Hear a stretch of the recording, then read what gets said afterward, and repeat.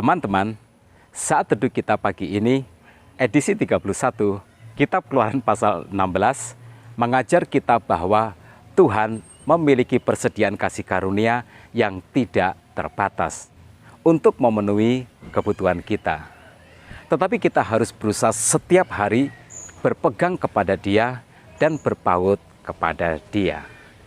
Akhirnya, bangsa Israel meninggalkan Elim, tempat di mana ada 12 mata air dan 70 pohon kurma.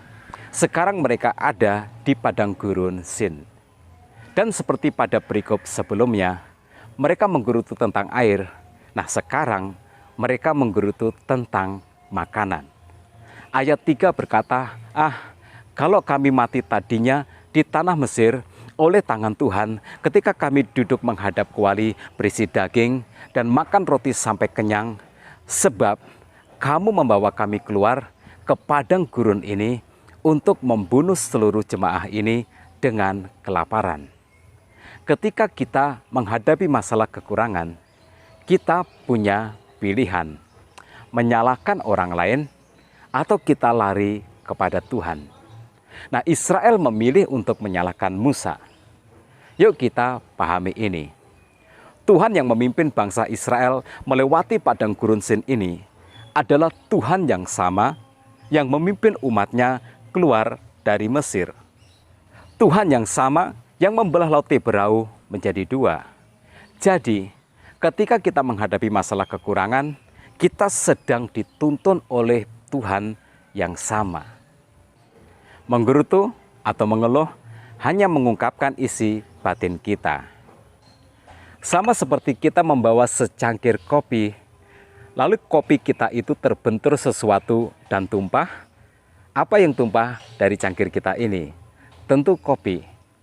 Begitu juga dalam hidup ini, ketika hidup kita terbentur oleh sesuatu, oleh masalah, oleh musibah, oleh kesulitan hidup, atau kekurangan, apa yang keluar dari hati kita, pikiran kita, atau mulut kita?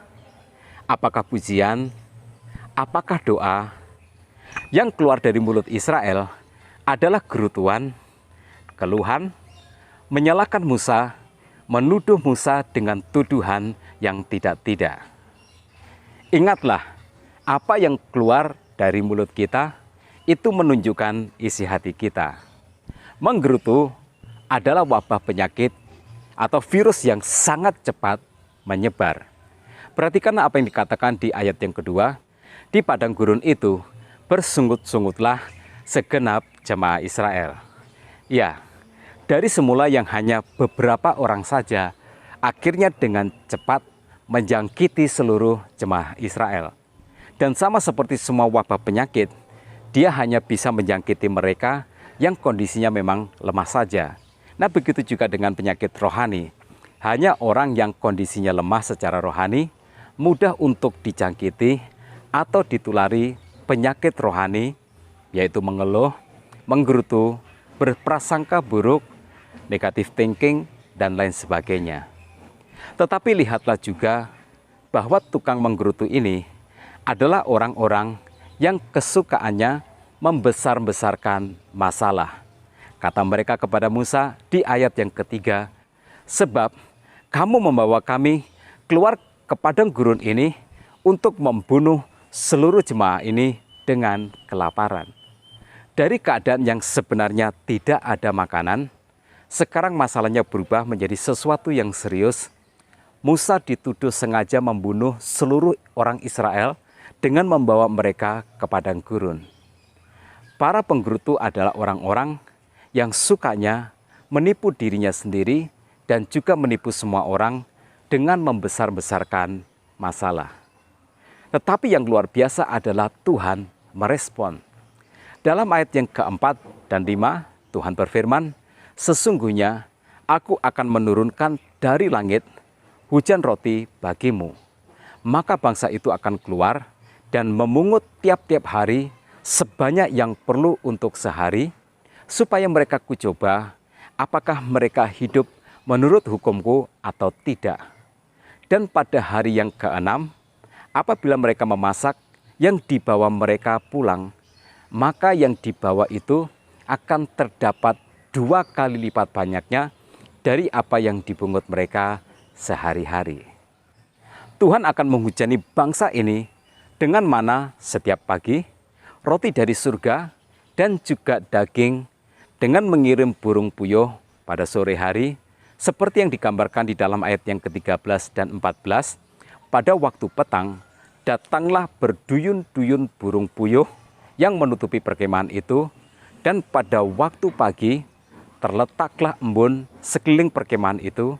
Ketika embun itu telah menguap, tampaklah pada permukaan padang gurun sesuatu yang halus, sesuatu yang seperti sisik halus, seperti embun beku di bumi. Itulah mana, roti dari surga. Dan sejak saat itu, tidak ada lagi kelaparan, tidak ada lagi yang namanya kekurangan makanan. Semua diberkati Tuhan, semua dicukupi. Tuhan menjamin bangsa Israel selama perjalanan mereka di padang gurun dengan persediaan yang cukup, dengan pemeliharaan Tuhan yang ajaib. Tetapi kita harus mengerti ini, bahwa dalam kelimpahan berkat pun, Tuhan mencoba bangsa ini. Seperti yang dikatakan di dalam ayat 4 tadi, supaya mereka kucoba apakah mereka hidup menurut hukumku atau tidak. Siapa bilang bahwa pada saat kita kekurangan, Tuhan sedang menguji kita. Saat kelimpahan pun, Tuhan juga menguji kita. Apakah kita tetap taat? Apakah kita mau hidup seturut dengan kehendak Tuhan? Nah, biasanya jika seseorang tidak lulus diuji pada saat kekurangan, maka dia juga tidak akan lulus diuji pada saat kelimpahan. Teman-teman, hati yang berpaut kepada Tuhan dan hati yang rendah hati di hadapan Tuhan adalah kekayaan yang sesungguhnya, yang membuat kita berpaut kepada Tuhan, yang membuat kita akan mengikuti Dia di sepanjang hayat kita. Nah, percayalah, Tuhan yang memimpin kita melewati masa-masa indah kita adalah Tuhan yang sama yang memimpin kita melewati masa-masa sulit kita. Tetap semangat dalam kehidupan.